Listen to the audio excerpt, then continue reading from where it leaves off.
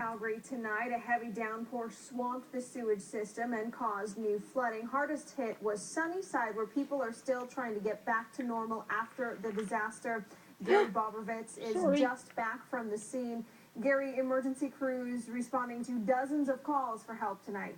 Yeah, Dallas, just when it appeared the worst was over in flood 2013, more rain and more flooding for parts of inner city Calgary.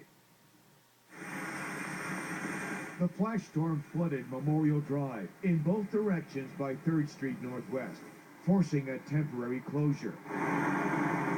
Firefighters scrambled to almost 50 calls, about a third in Sunnyside, where anxious residents were facing an all-too-familiar crisis.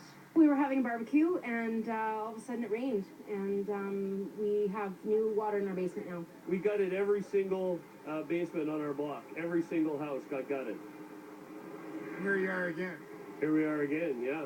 Several cars got caught in the rising waters. Some residents put up homemade barriers. Others were still dealing with flood 2013. The damage and debris from the flood 2 weeks ago still hasn't been cleaned up, and already fire crews are back in Sunnyside. The water has returned. The city blames the flash flood on a combination of conditions. The fact that the river's so high, there's just not a lot of natural gradient to drain the water from these neighborhoods. Not as much gradient as you would expect with a lower river. That combined with the fact that the groundwater is pretty saturated still. You know, the river is quite a high elevation still at this time.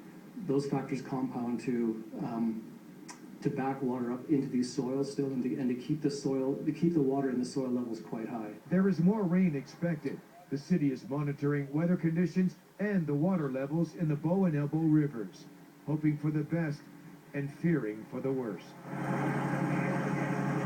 The state of emergency has been lifted for Calgary.